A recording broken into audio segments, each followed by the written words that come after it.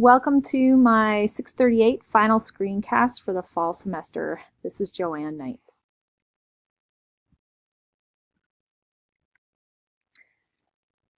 All right, what I learned. It's the two ideas of 21st century skills for students and 21st century skills for principals. This is also a learn/I wonder. We've been talking about that term 21st century for a while and skills that we know we should impart on our students, yet we continue to teach in traditional ways and settings. So if we want students to come out of here ready for the world of work and be critical thinkers, collaborators, be creative, and be able to communicate, what is it that we're doing in education to form that type of a student upon graduation? And then how do we, as principals, 21st century principals, how do we become leaders of our building so that the 21st century skills are happening, not just for our students, but also for our teachers? So I'm still learning the answers to that. Thought I have is connected to a book that I'm reading outside of the schoolwork called Creating Cultures of Thinking by Ron Reichart. And I will read this quote. The student as an engaged and active thinker, able to communicate, innovate, collaborate, and problem solve. What we see as most important to develop is not a discrete collection of knowledge, but rather a set of broad characteristics that motivate learning and lead to the generation of usable knowledge. It's on page 19.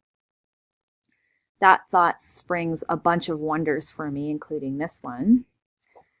How do we have educational systems that grow engaged, active thinkers who are able to communicate, innovate, collaborate, and problem solve?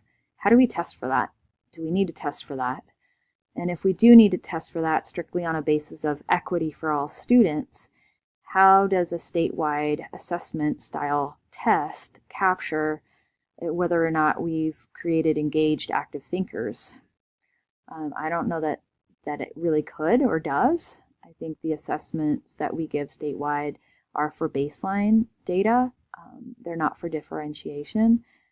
So how do we take the tests that we have now and make that obsolete and create something so that we know everybody's getting the same education and that we're doing those 21st century type of learnings?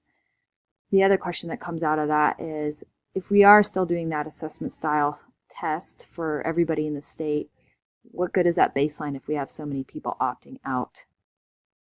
I tacked on a screenshot here of what Google wants for qualifications for their Bold intern position. This is a job created for juniors and seniors in college, and it's a paid internship. They're looking for people with analytical skills, people who are strong in interpersonal and organizational skills, who have the ability to work in ambiguous environments. How are we creating those students so they're ready for the work world? And until next year, I'll leave you with this thought.